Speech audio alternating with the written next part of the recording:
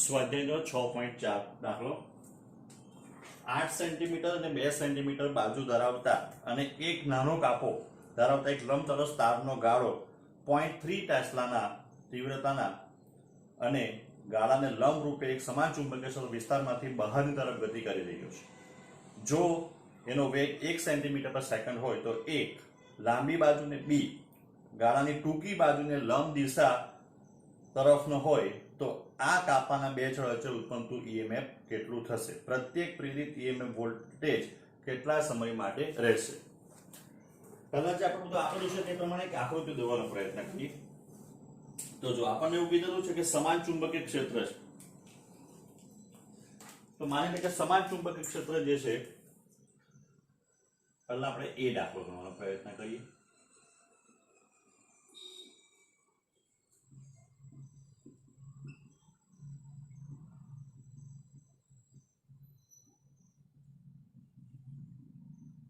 બરાબર, આમાં લંબચોરસ લૂપ, બરાબર, આ બહારનો વેગ આવે એનો. હવે જ્યારે આ રીતના બહાર નીકળે ત્યારે શું થાય? તો જો જ્યારે આપણે નામ આપીએ કે ધારો કે આ એ બી સી ને ડી,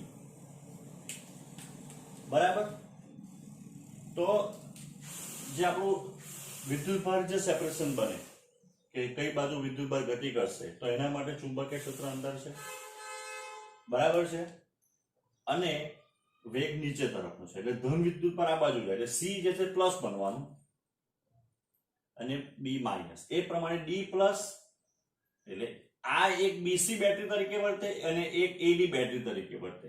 પણ એડી નો અહીંયા કાપ ખુલ્લો છે, બરાબર છે, તો એબી ને સીડી નું શું કામ? તો એ લોકો જે છે તે કનેક્શન પૂરું પાડશે એટલે આપણા માટે બેટરી કોણ બનશે? ખાલી બીસી. એ ને ડી માં કેમ બેટરી ની બનશે? તો જો એ ને ડી માટે તમે જો તો સેપરેશન આમ થશે. આજે એ ને બી હશે તો સેપરેશન આમ થાય, બરાબર, જે એટલું પૂરતું નથી કે ત્યાં વીજ ચાલે બળ ઉત્પન્ન કરી શકાય.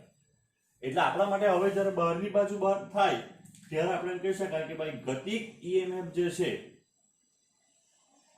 તો ગતિક ઈએમએફ ઈ બરાબર સૂત્ર છે BVL.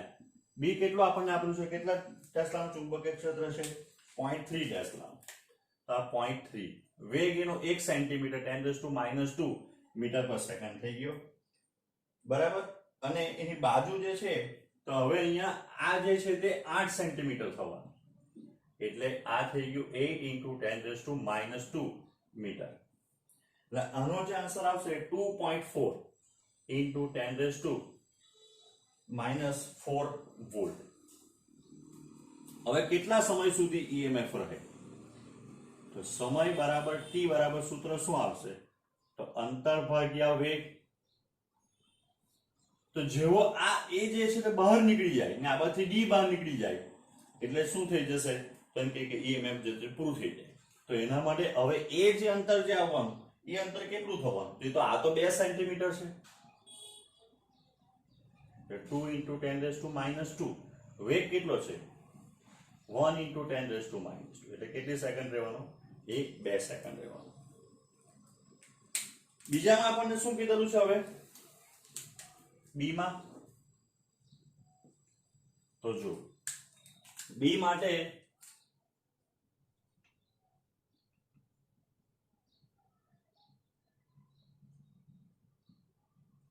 ચુંબકીય ક્ષેત્ર આમ છે. હવે જે લૂપ જે છે લૂપ, એ લૂપ આમ ગોઠવવાની, આમ. અહીંયા ધારો કે કટ છે. હવે એ ગતિ કરો, જો થોડુંક લંબચોરસ જેવું દેખાય તો એના માટે આપણે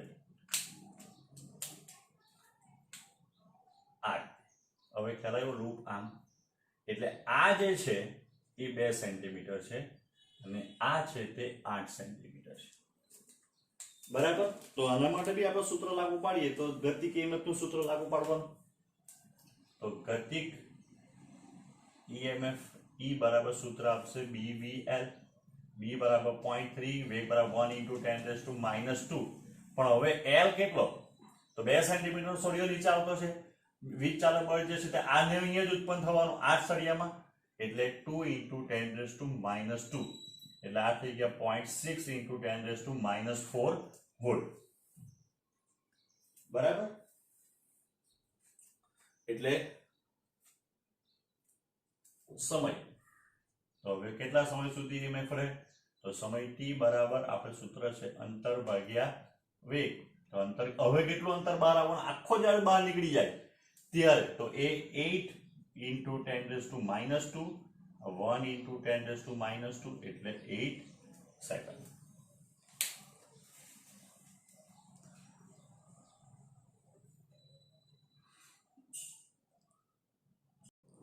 સ્વાધ્યાયનો 6.10.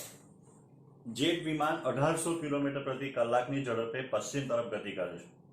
આ સ્થળે પૃથ્વીના ચુંબકીય ક્ષેત્રનું મૂલ્ય 5 × 10⁻⁴ ટેસ્લા અને એંગલ ઓફ ડીપ 30 ડિગ્રી હોય તથા જો પાંખના છેડાઓ વચ્ચેનો ગાળો 15 મીટર હોય તો તેમની વચ્ચે ઉત્પન્ન થયેલો વોલ્ટેજનો તફાવત શું હશે? ચાલો આ બાજુ ધ્યાન આપો. તો જો પ્લેનની પાંખ જે છે ને આપણે ધારો કે એક સળિયા જેવો ગણીએ, જેની લંબાઈ આપણને L બરાબર 25 મીટર આપેલી છે. એનો વેગ આ દિશામાં છે, પશ્ચિમ તરફ, ધારો કે વેગ આ દિશામાં છે. હવે આ જગ્યા ઉપર પૃથ્વીનું ચુંબકીય ક્ષેત્ર જે છે એ બી આ છે, એંગલ ઓફ ડીપ જે છે તે 30 છે, એટલે આ BH બરાબર થઈ ગયો B cos phi, કારણ કે આપણે લખીએ phi બરાબર 30, ને આ થઈ ગયો BV બરાબર B sin phi. બરાબર છે?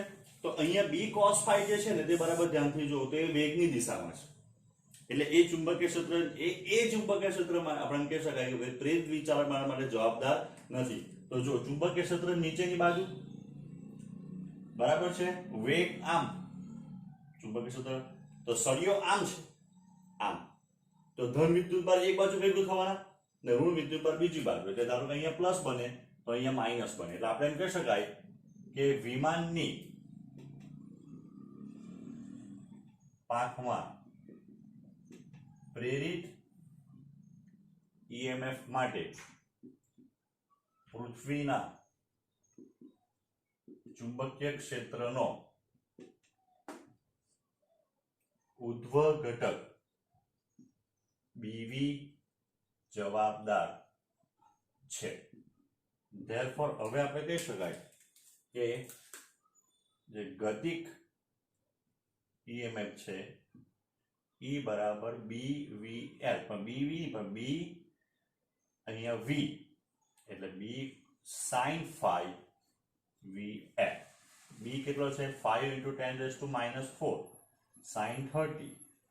વેગ કેટલો છે? 1800, પછી 5/18 મલ્ટીપ્લાઈડ બાય 25. આ પેલું કિલોમીટરમાંથી મીટરમાં કન્વર્ટ કર્યું, તમે ડાયરેક્ટ પહેલા બી કરી શકતે. તો આનો જે આન્સર આવશે એ આન્સર 3.1 વોલ્ટ.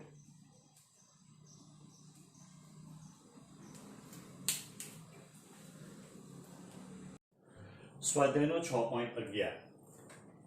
સ્વાધ્યાયના 6.4 માં જે આપણે આગળ લૂપવાળો દાખલો ગણી ગયા તે ચુંબકીય ક્ષેત્ર ઉત્પન્ન કરનારો પ્રવાહ ચુંબકને આપવામાં આવે તે ધીમે ધીમે ઘટાડવામાં આવે, એટલે જે ચુંબકીય ક્ષેત્ર ઉત્પન્ન કરેલું છે એ ચુંબકીય ક્ષેત્ર ધીરે ધીરે ઘટે છે. તે પ્રારંભિક મૂલ્ય 0.3 થી 0.02 ટેસ્લા પર સેકન્ડના દરથી ઘટે છે. જો કાપને સાંધી દેવામાં આવે તો લૂપનો અવરોધ 1.6 ઓહ્મ છે. તો લૂપ દ્વારા ઉષ્મા રૂપે વ્યય પામતો પાવર કેટલો? આ શક્તિશાળી પાવરનો સ્ત્રોત શું છે? ચાલો તો પહેલા આખા દાખલાનો આપણે સમજીએ. તો જો ગુજરાતીમાં જરા લખીએ તો વ્યય પામતો પાવર, તો વ્યય પામતો પાવર P બરાબર સૂત્ર છે I²R.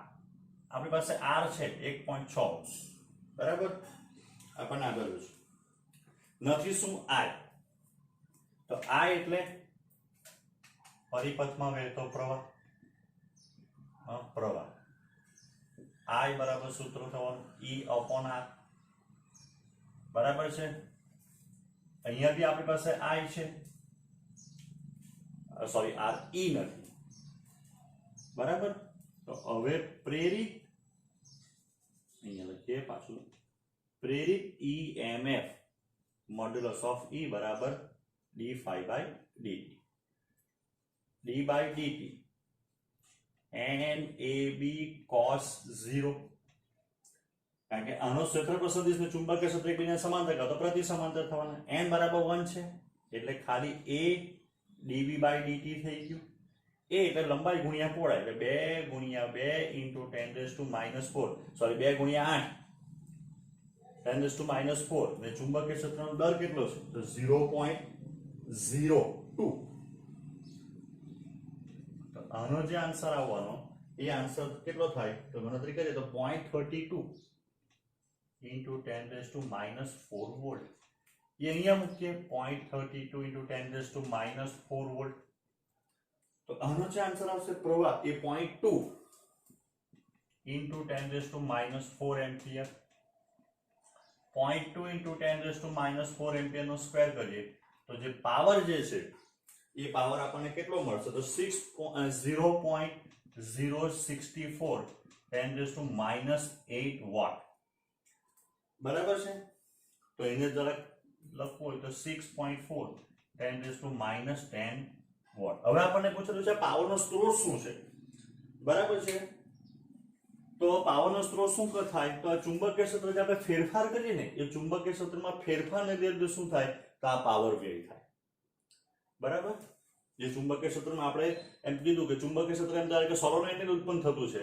તો સોલેનોઇડમાં જે આપણે પ્રવાહ ધીરે ધીરે ઘટાડીએ તો પ્રવાહ ધીરે ધીરે આપણે ઘટાડીએ એટલે એને લીધે શું થાય? કેમ કે ચુંબકીય ક્ષેત્ર ઘટે ને ચુંબકીય ક્ષેત્ર ઘટે એટલે ફ્લક્સમાં ફેરફાર થાય, ને ફ્લક્સમાં ફેરફાર થાય એટલે વિચાલક ઉત્પન્ન થાય, પ્રવાહ ઉત્પન્ન થાય. કારણ કે અહીંયા લૂપ ક્લોઝ લૂપ થાય તો જ આપણે કહી શકાય કે કોઈ બી દિશામાં પ્રવાહ ઉત્પન્ન થશે, બરાબર. ને એ પ્રવાહ લીધે શું થાય?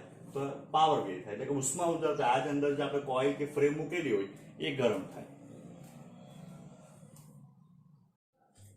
લેન્ઝનો નિયમ આગળ આપણે જોઈ ગયા છે, પણ એમાં શરૂઆતમાં જે મેં પેમ્પલેટમાં લખેલું છે એ અમુકને સંબંધ નથી પડતી. તમે ખાસ એટલા માટે આ એક આના પાછળનો એક્ઝામ્પલ જે છે એ સમજવા માટે ત્યારે બરાબર નહીં સમજાવ્યો હતો અથવા એ વસ્તુ બાકી રાખેલી હતી, તો અત્યારે જોઈ લો. એમાં એવું લખેલું છે કે ધારો કે આ રિંગ કે ગુચડું છે, એની સાથે સંકળાયેલું ફ્લક્સ, તો એની સાથે સંકળાયેલા ફ્લક્સ, તો આ ફ્લક્સની દિશા કઈ છે? આ બાજુની બાજુ, આમ. હવે ધારો કે કોઈક રીતે ફ્લક્સમાં વધારો થયો, એટલે ફ્લક્સમાં શું થયો? ફેરફાર થયો. પણ ફેરફાર કેવો છે? વધારો થયો. એની સાથે સંકળાયેલ ચુંબકીય ક્ષેત્રરેખા વધી ગઈ. તો તમે એમ કે જે ફ્લક્સમાં જે વધારો છે, ચુંબકીય ફ્લક્સમાં જે વધારો, એની દિશા કઈ આવી? તો એની દિશા આ છે. સમજાવો. ધારો કે આપણી પાસે એક કાર છે, આ કારનો વેગ છે, બરાબર છે. વેગ વધ્યો તો a બરાબર dv/dt. તો એ કેવો આવ્યો? પોઝિટિવ આવ્યો. તો અહીંયા dv બાય કંઈ બી આવે, dt હોય કે dx ગમે તે હોય, એ ગ્રેટર ધેન 0 છે. એટલે ફ્લક્સમાં ફેરફાર આ રીતે થયો. તો આ રિંગ ફ્લક્સમાં ફેરફાર થવાનો ફેરાડે શું કહે? રિંગમાં પ્રેરિત વિચાલક બળ ઉત્પન્ન થવાનું. તો આ રિંગમાં પ્રેરિત વિચાલક બળ કઈ દિશામાં ઉત્પન્ન થાય? તો આની વિરુદ્ધ દિશામાં. કારણ કે વધારો જે છે આ દિશામાં છે.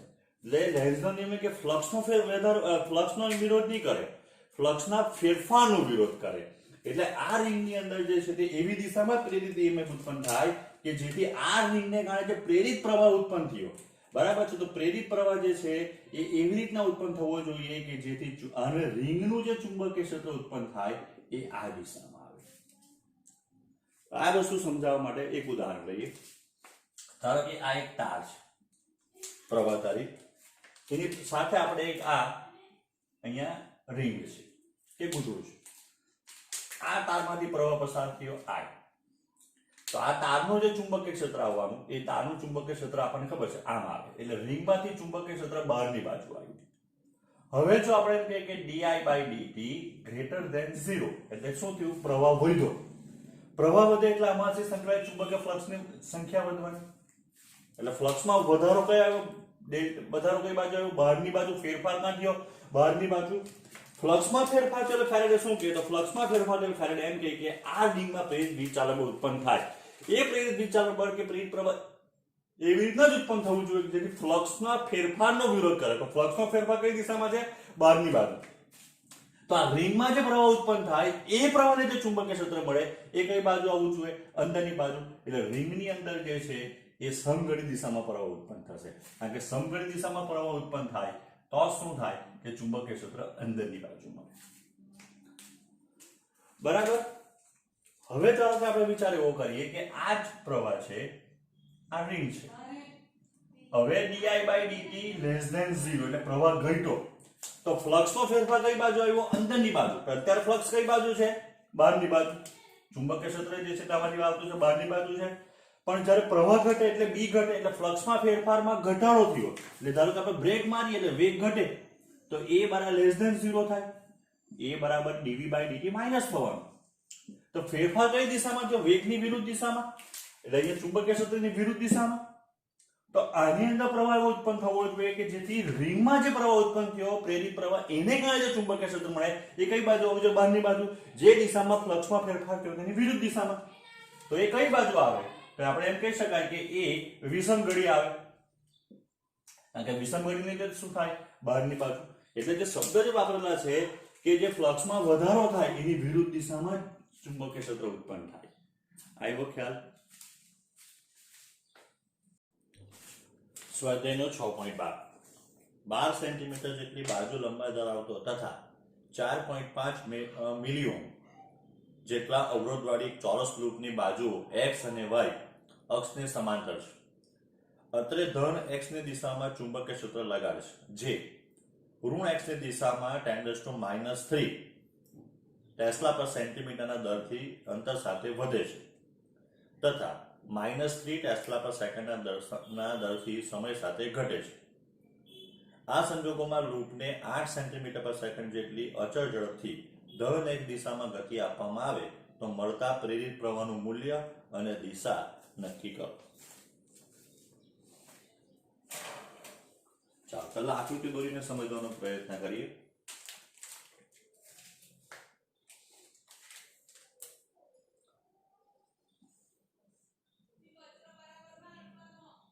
આ x, આ y અને આ z. બરાબર. એની અંદર એક ચોરસ લૂપ મૂકેલી છે. આઈડિયા. બરાબર. એની સાથે જે ચુંબકીય ક્ષેત્ર છે ધન z દિશામાં લાગુ પાડેલું છે. એટલે આપણે એમ કહી શકાય કે જો આ રીતના ડોટ છે. બરાબર. ચુંબકીય ક્ષેત્ર જે છે તે બહારની બાજુ છે આપણે એમ કહી શકાય. અને v જેટલા વેગથી ગતિ કરાવવા 8 × 10⁻² મીટર પર સેકન્ડ થી આ દિશામાં. બરાબર છે. હવે આ બાજુ જાય ને ઋણ x બાજુ જાય તો ચુંબકીય ફ્લક્સ વધે. એટલે કે ધારો કે અત્યારે 4 ક્ષેત્ર રેખામાંથી પસાર થતી છે તો આ બાજુ જાવ તો 6 થાય. કદાચ હજુ આગળ જાવ તો 8 થાય. પણ આ બાજુ જાવ ઋણ x માં શું થાય? તો ઘટે. એટલે આપણને જે આપેલું છે શું આપેલું છે? dv/dbx અંતર સાથે તો માઈનસ કેટલું આપેલું છે એ આપણને તો ટેસ્લા પર સેન્ટીમીટર કેટલા 10⁻³ 10⁻³ ટેસ્લા પર સેન્ટીમીટર એટલે 10⁻³ ડિવાઇડેડ બાય 10⁻² ટેસ્લા પર મીટર એટલે 10⁻1 ટેસ્લા પર મીટર. અને બીજું આપણને dB/dt આપેલું છે સમય સાથે બી ફ્લક્સ ઘટે. સમય સાથે જે ફ્લક્સ ઘટે તો તેના માટે આપણને શું આપેલું છે? તો તેના માટે 10⁻³ ટેસ્લા પર સેકન્ડ. એટલે ફ્લક્સમાં ઘટાડો અથવા વધારો જે છે એ બે રીતે થતો છે. તો પહેલું લખીએ કે અંતર સાથે ચુંબકીય ફ્લક્સમાં થતા ફેરફાર માટે E1 બરાબર તો સૂત્ર છે ફેરાડે નિયમ d∅1 અથવા d∅/dt. E1 બરાબર માઈનસ d/dt. લૂપ છે એટલે a b હું cos 0 લખી દઈશ. બરાબર. કારણ કે ક્ષેત્ર ચુંબકીય ક્ષેત્ર જે છે તે અહીંયા બહારની બાજુ છે આ અને ક્ષેત્રફળ સદિશ છે એ બી બહારની બાજુ છે બંને. તો હવે E1 બરાબર માઇનસ એ બરાબર L સ્ક્વેર, કારણ કે ચોરસ લૂપ છે એની બાજુનું માપ આપેલું છે dB/dt. હવે તમને એમ થાય કે આ તો આપણને આપેલું છે જો કિંમત, પણ આપણે શાના સાથે લખતા છે? અંતર સાથે ફેરફાર. તો therefore E1 બરાબર L square dB/dx into dx/dt. તો therefore E1 બરાબર minus L square dBx/dt dx into dV/dx/dt એટલે તો વેગ થઈ ગયો. બરાબર. હવે બધી કિંમત અંદર મૂકીએ આપણે. તો L સ્ક્વેર એટલે તો બાજુનું માપ કેટલું છે? તો 0.12, 12 સેન્ટીમીટર એટલે 0.12 થવાનું, 0.12 નો સ્ક્વેર ઇન્ટુ dB/dx એટલે એ કેટલું છે? તો માઇનસ છે, જો માઇનસ ઇન્ટુ 10⁻⁻, એટલે અહીંયા જરાક લખી દઈએ, એટલે માઇનસ ઇન્ટુ 10⁻⁻. વેગ કેટલો છે? તો 8 ઇન્ટુ 10⁻⁻12. બરાબર. તો આનો જો આપણે ગણતરી કરીએ તો આન્સર જે આવશે E1 બરાબર પ્લસ આ માઇનસ ના માઇનસ પ્લસ થઈ ગયું 1.15 1.152 10⁻⁻4. 8 into 10⁻⁻2 છે એટલે -4 આટલા વોલ્ટ. બરાબર. દેખાતું છે? દેખાતું છે. ચાલો હવે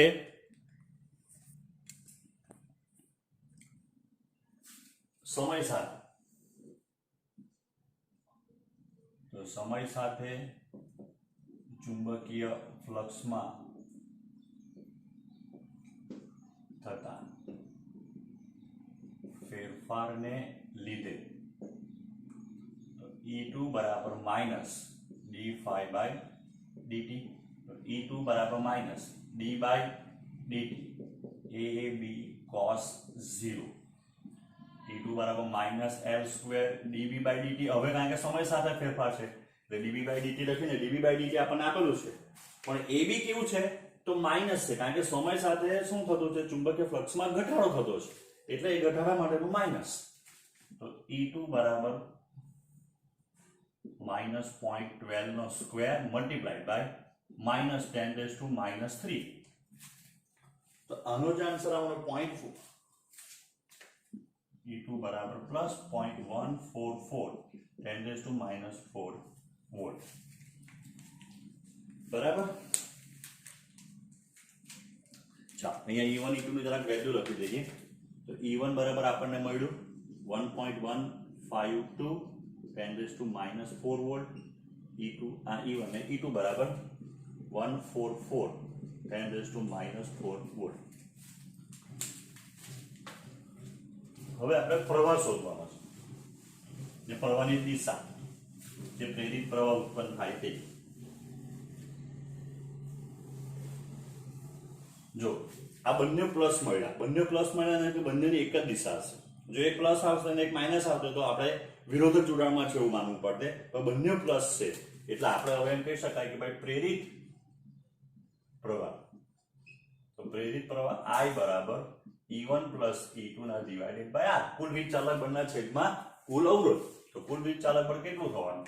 તો 1.152 10⁻⁻4 પ્લસ 0.144 into 10⁻⁻4. એનો અવરોધ જે આપણને આપેલો છે તે મિલીમાં આપેલો છે 4.5 મિલી ઓહ્મ, એટલે 4.5 10⁻⁻3. તો આપણે ગણતરી કરીએ તો I ની જે વેલ્યુ આપણને મળશે 2.88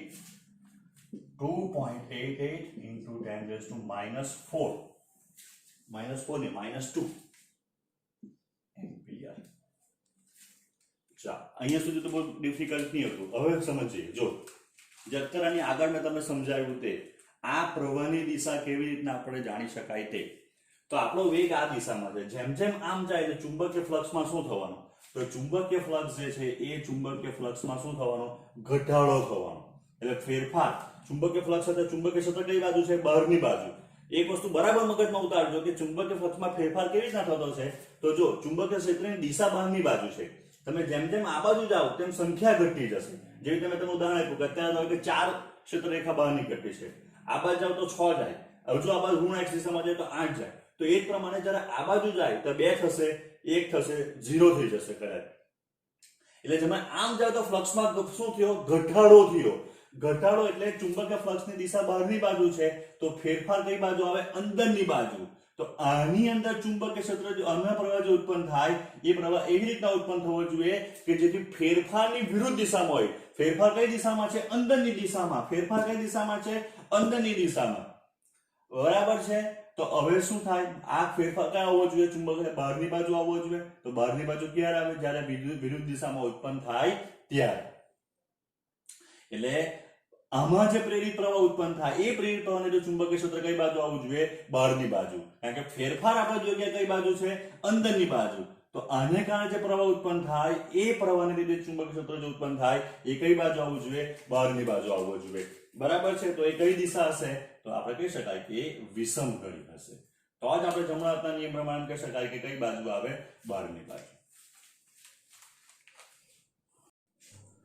સ્વાધ્યાયનો 6.13 એક અજ્ઞાત ચુંબકીય ક્ષેત્રને લંબ એવા સમતલમાં ક્ષેત્રની અંદર 2 સેન્ટીમીટર સ્ક્વેર ક્ષેત્રફળ વાળી તથા અત્યંત નજીક વીંટાળેલ 25 આંટાઓ ધરાવતી એક કોઇલને અત્યંત ઝડપથી ક્ષેત્રમાંથી બહાર કાઢવામાં આવે. કોઇલમાં 7.5 મિલી એમ્પિયર જેટલો વિદ્યુતભાર પ્રેરિત થાય, જે બેલેસ્ટિક ગેલોરીમીટરની મદદથી માપી શકાય. બેલેસ્ટિક ગેલોરીમીટર એટલે અતિ સંવેદી ગેલોરીમીટર. આપણે જે ભણી ગયા મૂવિંગ કોઇલ ગેલોરીમીટર હતું. આ બીજા પ્રકારનું બેલેસ્ટિક ગેલોરીમીટર, જેમાં એક અરીસો ચોંટાડેલો હોય ને અરીસાની મદદથી એ ગેલોરીમીટરનું કોણાવર્તન, જે આપણે ગુરુત્વાકર્ષણના સાર્વત્રિક અચાનક કેપિટલ જેનું જે આપણે માપન માટે કેવેન્ડિશ રીતમાં મેં તમને બતાવેલું.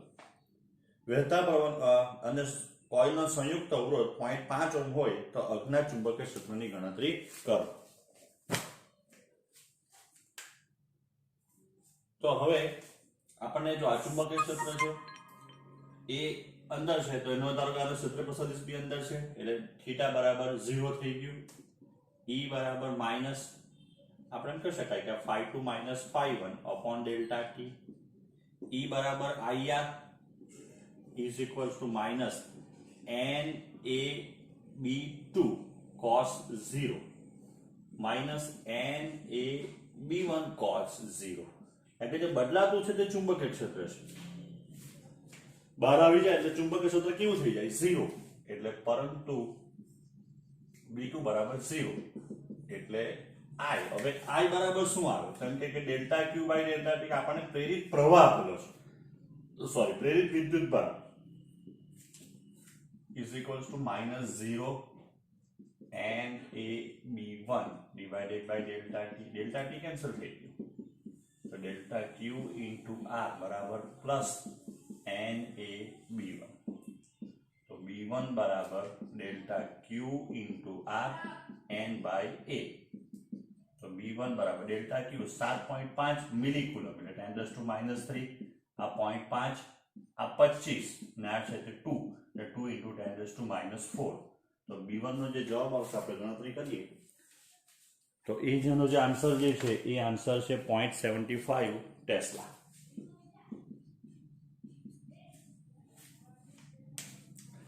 હવે એક ખાસ વાત, આ વખતે એવું આવે તે આગળ બી મેં તમને વાત કરેલી હતી કે જે મારું હેન્ડ રિટન મટીરિયલ જે છે એ હેન્ડ રિટન મટીરિયલમાં કોઈ પણ એ જે હું આપું છું તમને, એમાં જે બધી થિયરી છે એ બધી આઈએમપી થિયરી જ છે.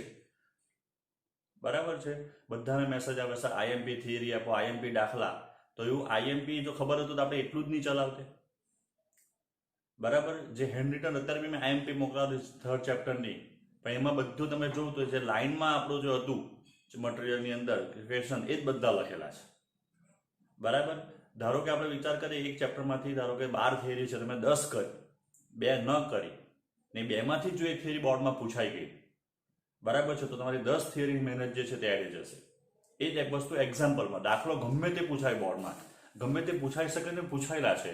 ઘણી વખત આપણને એવું લાગે કે આ દાખલો છે નાનો અમથો છે, શું પૂછાય, તે 3 માર્કમાં બી પૂછાયેલો છે. ઘણી વખત આપણને એમ દાખલો કે બહુ લાંબો દાખલો છે, બોર્ડમાં કોઈ દિવસ પૂછાય જ નહીં, તો એ દાખલો બોર્ડમાં 4 માર્કમાં પૂછાયેલો છે. એટલે ગમે તે પૂછાય, આપણે દાખલા તો એટલીસ્ટ બધા જ કરવા.